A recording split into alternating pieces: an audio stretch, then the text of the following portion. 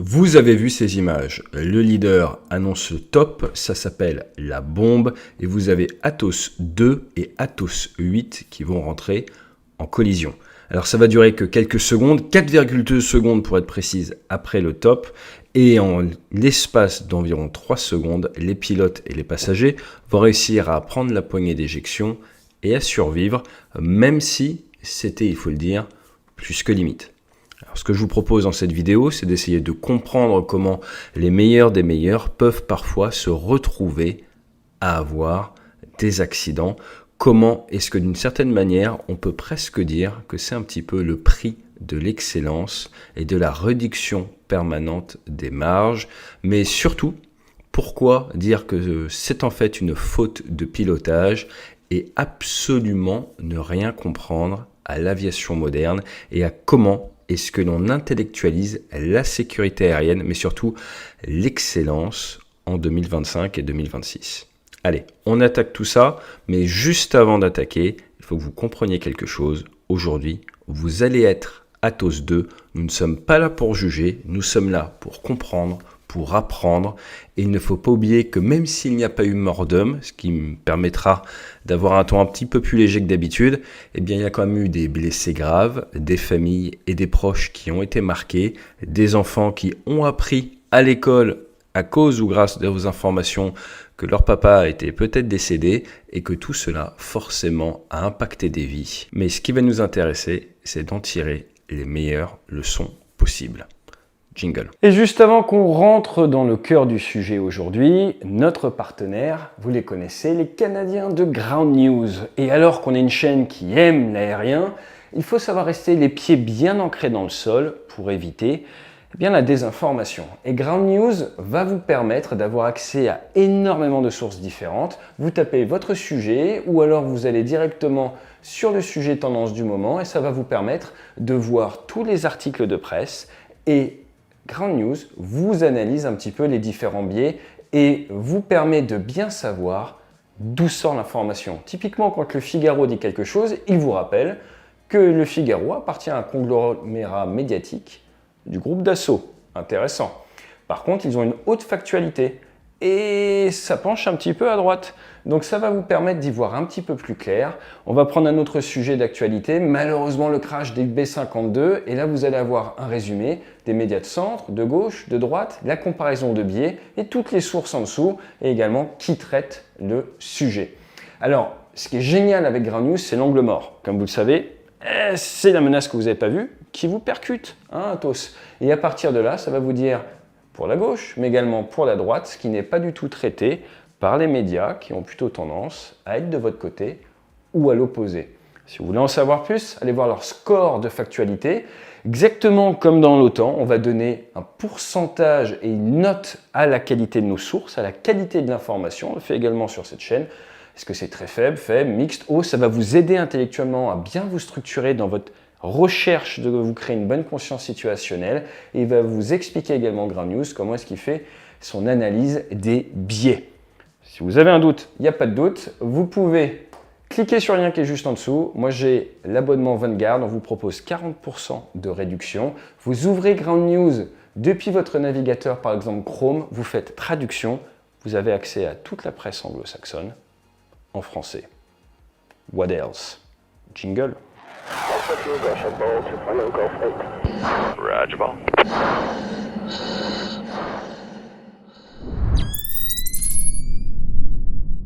Atos, c'est l'indicatif des pilotes de la patrouille de France. Ils ont chacun un numéro.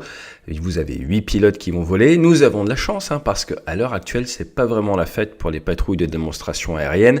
Les Snowbirds au Canada, c'est fini. Les Red Arrows, il y a des problèmes de maintenance au niveau des moteurs. Ils réduisent le nombre de pilotes. Et nous, on a de la chance. On a 8 avions, 9 pilotes parce qu'il y a un remplaçant. Et aujourd'hui, Atos 2, vous avez 39 ans. Environ 2700 heures de vol, c'est votre première année à la patrouille de France, vous avez tout de même plus de 1000 heures d'Alpha Jet et surtout, vous avez été formé à l'ancienne. C'est l'ancienne génération encore, vous avez le sens de l'air, vous avez été choisi, coopté par vos pairs, vous êtes chef de patrouille, c'est vraiment la qualification tactique la plus avancée. Sans ça, vous ne pouvez même pas postuler à la patrouille de France et vous êtes honoré d'être à la PAF. Comme le disait l'oncle de Spider-Man, Avec de grands pouvoirs viennent de grandes responsabilités. Et même si vous savez que vous êtes très bon et que vous êtes là grâce à ça, vous faites preuve d'humilité et vous cherchez à capitaliser au maximum sur des feedbacks, sur des débriefings de vos pairs. C'est ce qui vous a permis d'accéder à ce poste. Mais on va le voir, c'est également ce qui va nous amener à l'accident. Alors pendant l'hiver, la patrouille de France, elle est en saison hivernale. Elle va se préparer. C'est une patrouille où vous avez 3 pilotes qui changent tous les ans. Donc vous avez les nouveaux qui arrivent et vous allez devoir être formés pour découvrir votre nouveau job. Alors souvent les pilotes arrivent d'unités de combat, Rafale, Mirage 2000. Il faut donc se réhabituer à l'Alpha Jet qu'ils ont connu étant NF pilote. Et il va falloir surtout découvrir une nouvelle manière de fonctionner en équipe parce que le pilotage à la patrouille de France se fait beaucoup au trim et c'est pas vraiment les mêmes méthodes que ce qu'on utilise en unité de combat. À partir de là, la météo n'a pas été superbe du côté de Salon de Provence, là où est basée la PAF, et du coup, l'entraînement hivernal a pris un petit peu de retard, ils n'ont pas pu s'entraîner comme d'habitude. Ils sont partis en permission mi-mars, je vous rappelle que dans l'armée c'est une permission, pas des vacances, et là vous êtes de retour pour aller faire un petit stage de délocalisation, une déloc à Saint-Dizier, sur la BA 113, base où il y a les Rafales B de la dissuasion nucléaire française. Donc vous êtes du côté de la base de Saint-Dizier, vous êtes arrivé la veille, vous avez pu faire un entraînement, ce qui d'ailleurs vous a permis de faire votre 8e bombe de la saison. Généralement, à cette période de l'année, ils en ont fait 2 fois plus, les pilotes en entraînement. Le vol du matin, cause brouillard, est annulé. Saint-Dizier fin mars. Et par contre, le vol de l'après-midi va briefer à 14h. Ça met en route, ça roule, tout se passe bien. Mais lors du roulage, après avoir briefé un vol mauvais temps, à la patrouille de France, vous avez la démo beau temps et la démo mauvais temps. Quand vous êtes limité en plafond, bien le leader décide de passer sur un ruban beau temps. La météo s'étant améliorée, on fait ce qu'on appelle un changement de plan, on passe sur le beau temps.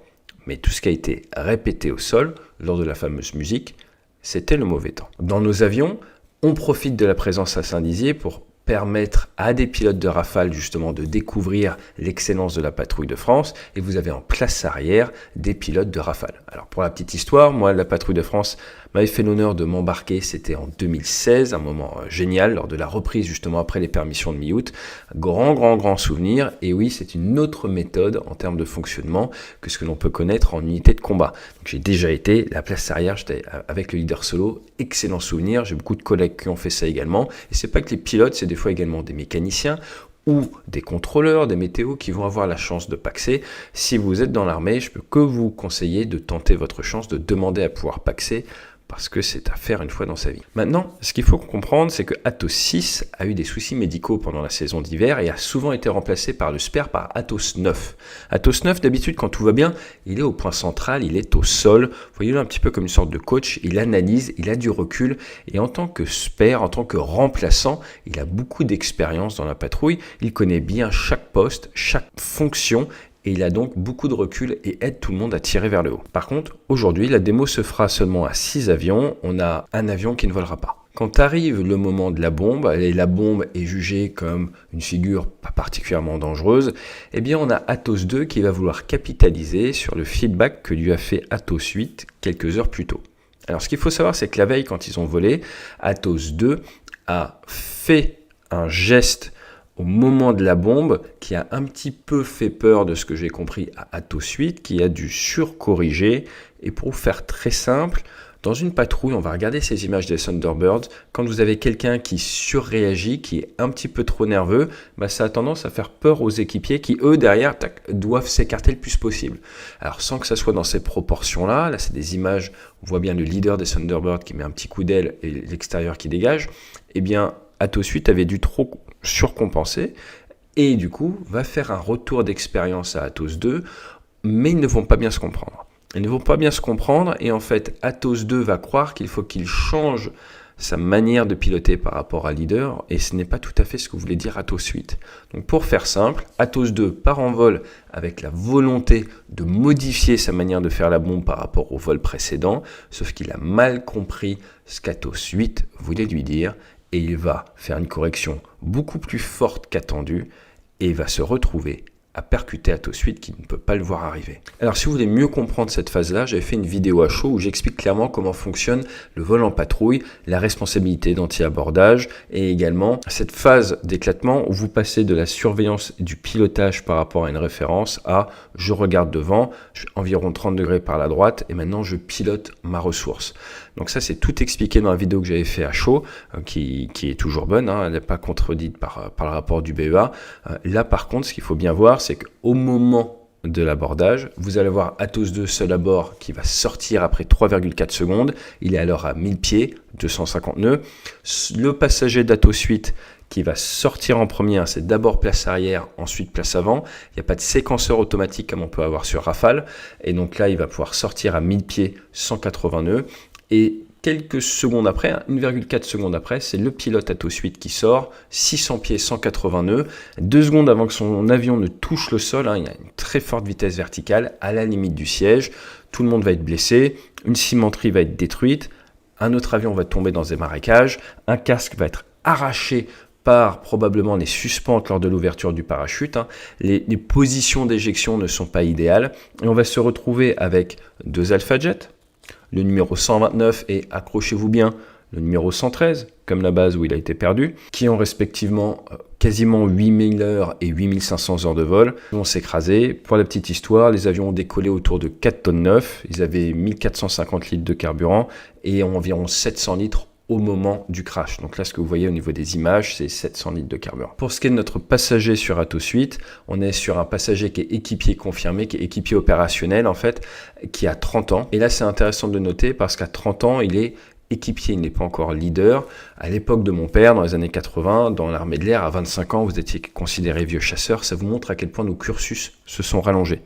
En tout cas, tous nos pilotes éjectés faisaient 1m75 à 76. On ne sait pas s'ils ont été tassés un petit peu depuis. Mais ce qui est sûr, c'est que les pompiers ont été déclenchés dans la foulée. Vous avez également la caserne de Saint-Dizier et le SMUR qui ont été déclenchés et tout le monde a pu arriver aux urgences aux alentours de 17h02. Donc vous voyez, ça prend quand même un peu de temps. Un point encore sur lequel j'insiste, c'est qu'il y a eu une telle couverture médiatique que la plupart des proches l'ont découvert grâce ou à cause des médias, pas par le schéma classique officiel.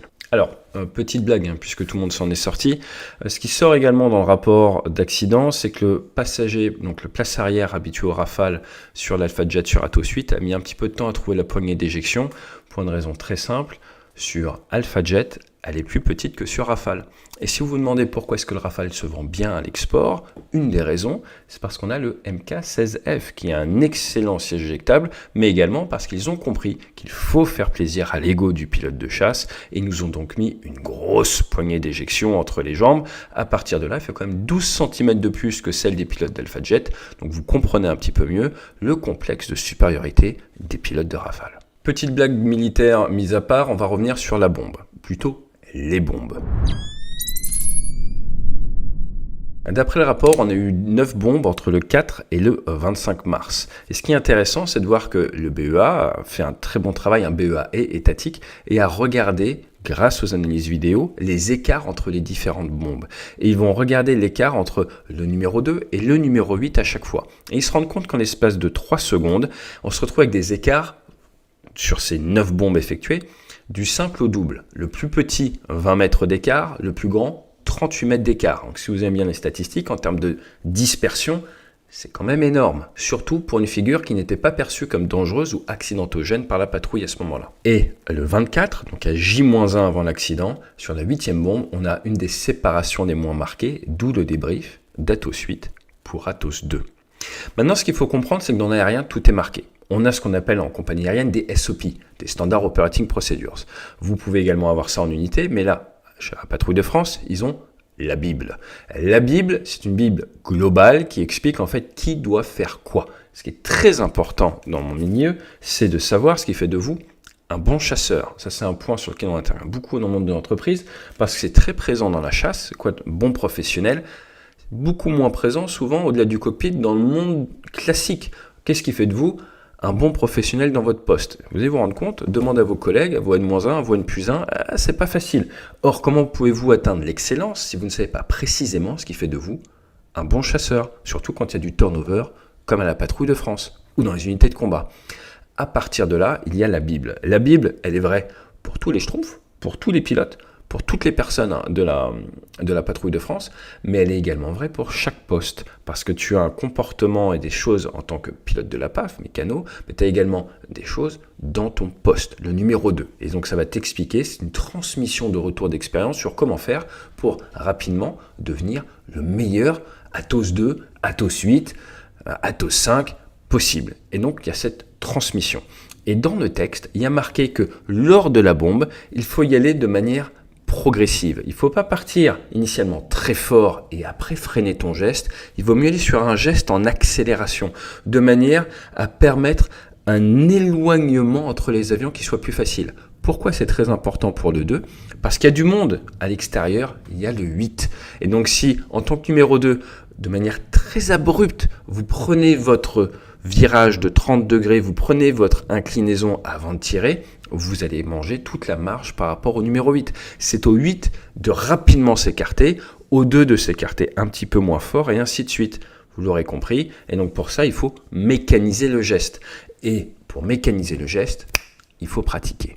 Et là, on l'a vu, ils n'ont pas beaucoup pratiqué et en plus, ils revenaient de permission. Autre point intéressant. Au moment où il y a l'abordage en vol, c'est Atos numéro 3 qui annonce à la radio « on arrête, on arrête ». C'est Atos numéro 3 qui, pendant qu'il est en train de prendre du facteur de charge piloter son avion, voit avec sa vision périphérique l'abordage. Mais pendant qu'il fait ça, d'après le BEA, il va se retrouver un petit peu à fixer son attention, et c'est normal, c'est humain, sur l'accident, et se rapprocher d'Atos 4. Atos 4 qui est un petit peu le héros oublié de cette histoire, et là, si on lit entre les lignes du BEA, Atos 4, bravo, t'as sauvé des vies. Pourquoi ? Parce que Atos 4 voit justement arriver Atos 3 et va faire une manœuvre pour l'éviter, pour augmenter la marge. Et dans la foulée, Atos 3, bon professionnel, hop, va repartir sur son scan et va de lui-même également s'éviter de se rapprocher trop d'Atos 4. Donc ça, c'est un point très intéressant. Vous connaissez cette notion de suraccident, on le voit souvent sur la route. Eh bien là, ils ne sont pas passés loin. Et ils ne sont pas passés loin. Pourquoi ? Eh bien parce que Atos 4 a su avoir sa conscience situationnelle et éviter, prendre un petit peu de marge pour éviter que ça se rapproche trop. Autre point intéressant. Vous savez, quand il y a une éjection, il y a le transpondeur des aéronefs qui émet tout seul en mode emergency, en mode détresse, 7700.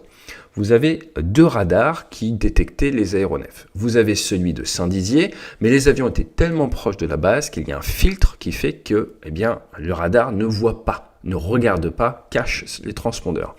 Et vous avez le radar de Chaumont.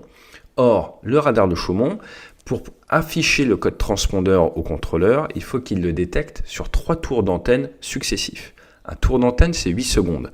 Donc s'il ne détecte pas votre avion pendant 24 secondes en train d'émettre 7700, il ne va jamais le dire au contrôleur. Ce qui est intéressant, dans la mesure où les pilotes se sont éjectés et que 2 secondes après, les avions se sont écrasés, le radar de Chaumont n'a jamais eu le temps d'afficher au contrôleur le 7700. Pourquoi c'est intéressant ? Eh bien parce que vous pouvez très bien vous retrouver sur un vol isolé tout seul à vous éjecter. Si l'avion s'écrase dans la foulée, pas grand monde qui sera au courant tant que vous ne prévenez pas les secours. Alors maintenant qu'il y a eu l'abordage, les pilotes et les passagers ont pu s'éjecter, arrivent au sol plus ou moins en bon état. Derrière, le leader va devoir récupérer sa patrouille, compartimentaliser. Alors là, c'est important. On est formé dès le plus jeune âge dans l'aviation à réussir à faire ce qu'on appelle de la compartimentalisation mentale. Comment est-ce qu'on fait ça ? Le meilleur moyen, tu es en vol en tant qu'élève avec un instructeur, tu fais quelque chose de mal, l'instructeur te dit là, je te donne pas le vol, ou là, je te mets une fiche d'observation. En fait, tu sais déjà pendant le vol que ton vol n'est pas validé et que ça va mal se passer pour toi.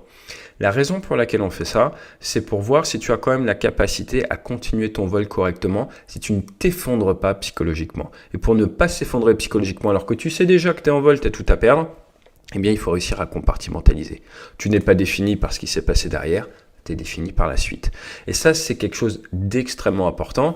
Pour l'avoir vécu en tant que leader de patrouille en Irak, j'ai un équipier qui pensait avoir tué des civils à un moment, et il ne l'a pas fait, mais il pensait vraiment pendant plusieurs heures. C'est grâce à la compartimentalisation mentale qu'on évite le suraccident derrière. Et donc quand vous venez de perdre des personnes de votre patrouille, que vous êtes persuadé, il y a de grandes chances qu'ils ont pensé qu'il y avait quand même des dégâts, et vu de l'altitude d'éjection, que ça s'est mal passé pour le poser derrière, il faut réussir à compartimentaliser et ne pas partir sur un suraccident. C'est exactement Apollo 13. on improvise une nouvelle mission, et là maintenant c'est poser, pas casser, pas de suraccident. Ça c'est très important de l'intellectualiser et de le donner à votre cerveau, de vous briefer le cerveau. Là maintenant j'ai une nouvelle mission, je ramène mon équipe entière. Tu es dans ton avion, de toute façon tu peux pas aider les collègues qui viennent de s'éjecter. Là maintenant j'ai une nouvelle mission, je ramène l'avion en toute sécurité et après je pourrai les aider. Allez, maintenant on va rentrer un petit peu dans le dur du rapport et surtout de pourquoi cet accident. On a entendu certains analystes dans la foulée après l'accident dire c'est la faute des pilotes. Alors, si vous êtes un petit peu un habitué de la chaîne ou un abonné, vous saurez qu'on va rarement le dire comme ça pour une raison très simple.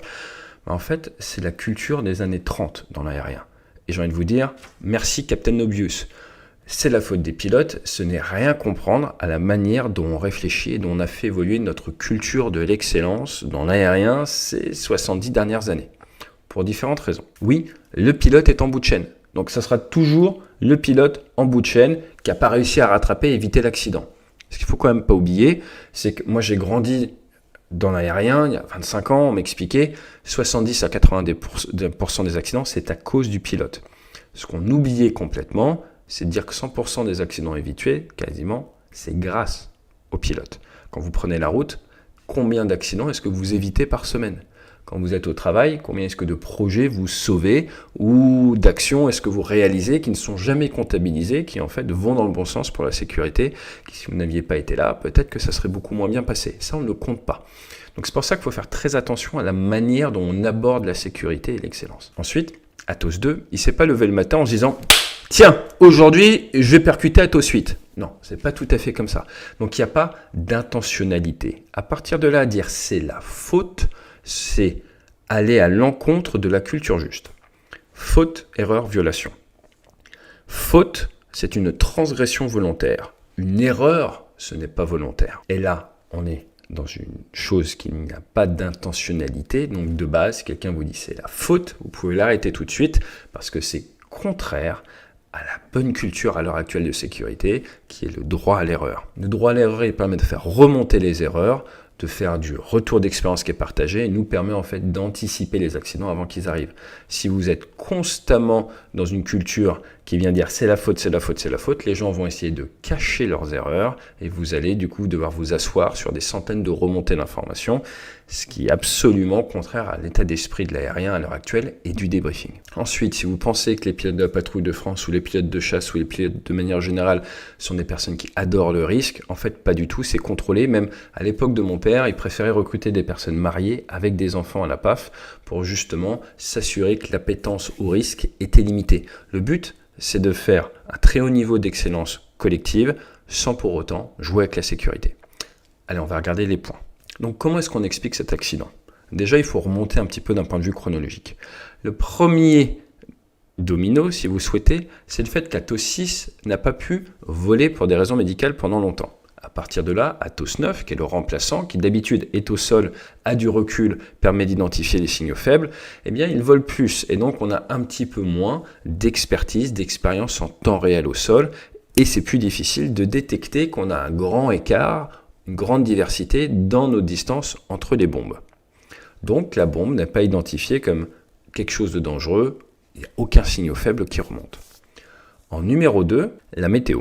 La météo va nous amener à faire 2 fois moins de bombes que d'habitude à ce stade-là. Ça part en permission alors qu'en fait le geste n'est pas encore mécanisé. En 3, c'est justement l'absence de conscience que la bombe est facteur. Il y a une petite discussion entre Atos 2 et Atos 8 parce qu'ils sont fait un petit peu peur le 24, mais ce n'est pas identifié comme une figure à risque. C'est toujours la menace que l'on n'a pas identifiée qui nous tue. En 4, on pourrait dire qu'il y a des petites différences. Quand on voit par exemple le rapport, il nous explique que Atos 8 quitte du regard Atos 2 plus rapidement que ce que fait Atos 7 par rapport à son collègue à côté.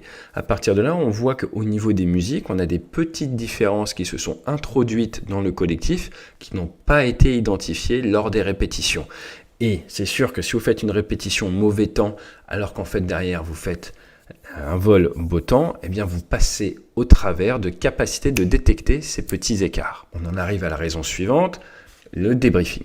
Le débriefing, entre 8 et 2, en fait, ce qui se passe, c'est qu'on a 8 qui part de l'écart entre 2 et 8, et vous avez 2 qui comprend qu'on parle de l'écart entre 1 et 2. Il n'y a pas de collationnement, il n'y a pas de reformulation, et c'est très facile de mal se comprendre alors qu'on traite d'un sujet. Je vous donne un exemple. Je loue mon appartement. Et là, vous me dites, tu loues. Je loue à Bordeaux. Tu loues combien ? 1 200 €. T'en es content ? Oui. On a une conversation sur mon appartement. Dites-moi dans les commentaires. Tapez 1 si vous pensez que je suis propriétaire de l'appart. Tapez 2 si vous pensez que je suis locataire.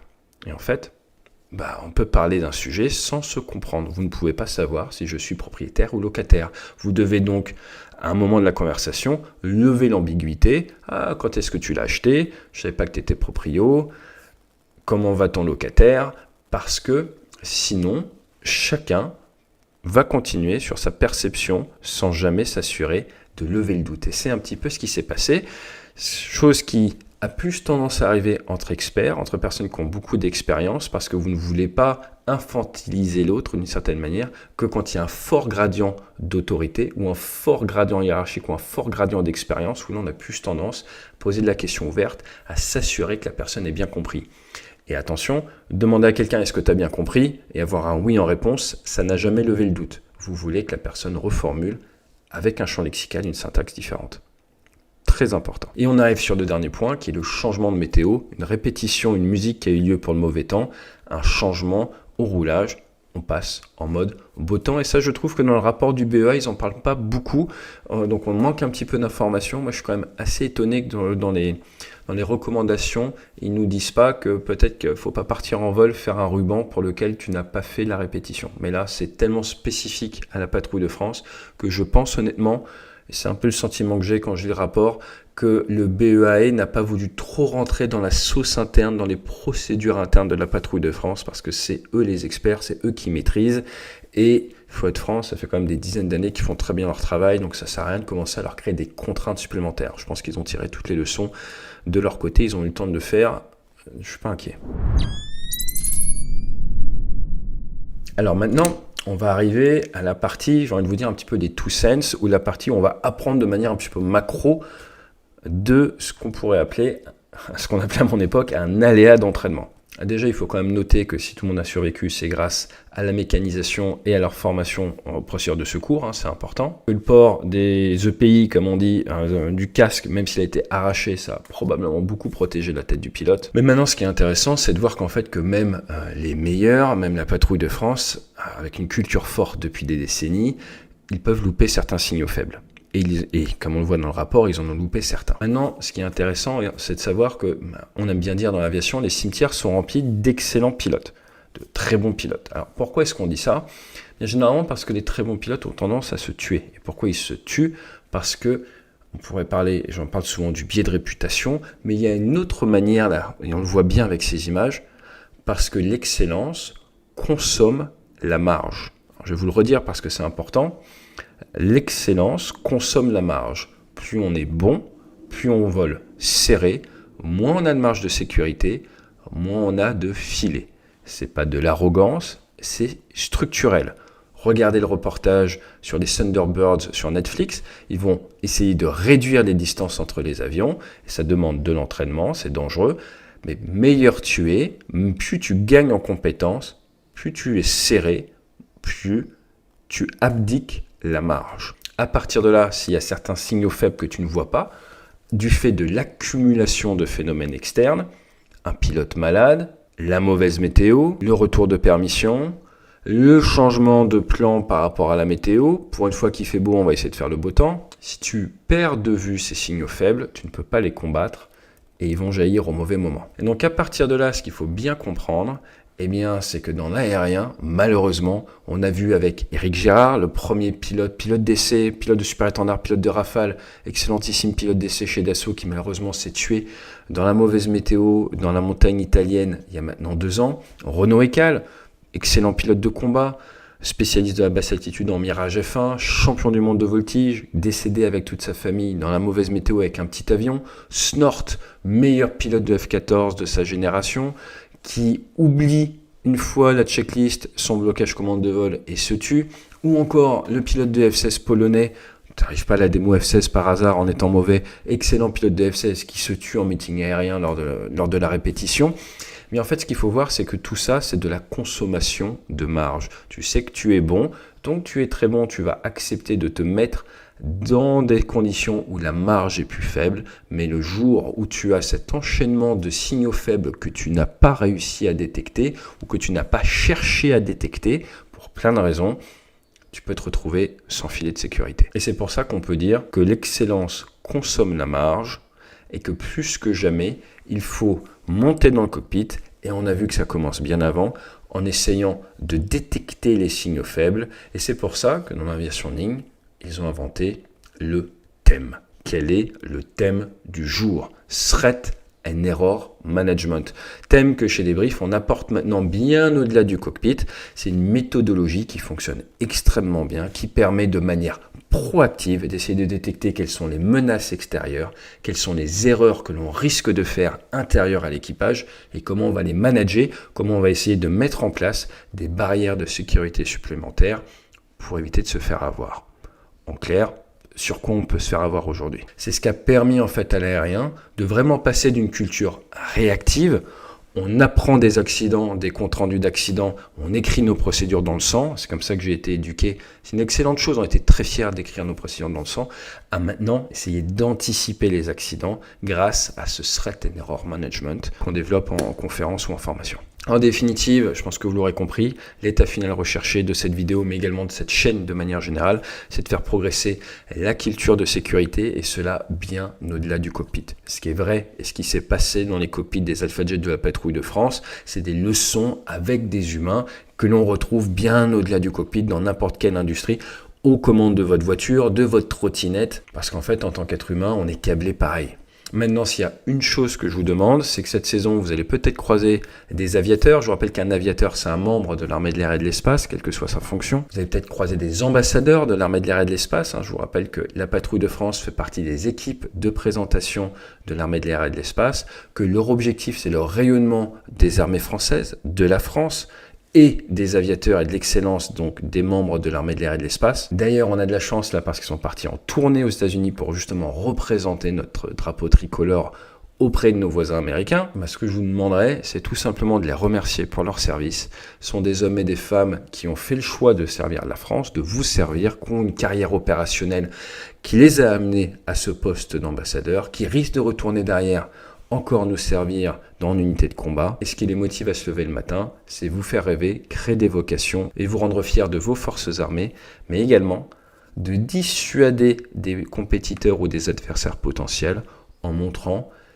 qu'on a un très haut niveau de technicité et que ce professionnalisme en meeting aérien, on le retrouve en unité de combat et donc que nous sommes des adversaires qu'il ne faut pas trop venir chercher. J'espère que cette vidéo vous aura plu, vous aura permis de mieux comprendre ces images qui avaient fait forcément le tour du monde et beaucoup de bruit. Et que la prochaine fois que vous entendez quelqu'un dire « c'est la faute du pilote », vous lui mettez un petit taquet gentiment et vous lui dites « t'as pas compris grand-chose à la culture de sécurité ». Déjà, première question, sais-tu faire la différence entre une erreur et une faute? Et c'est comme ça qu'on a permis à notre culture de se transformer et qu'on a désormais près de 150 000 vols par jour en toute sécurité dans l'aérien. Comme vous l'avez vu, même les meilleurs peuvent se faire avoir.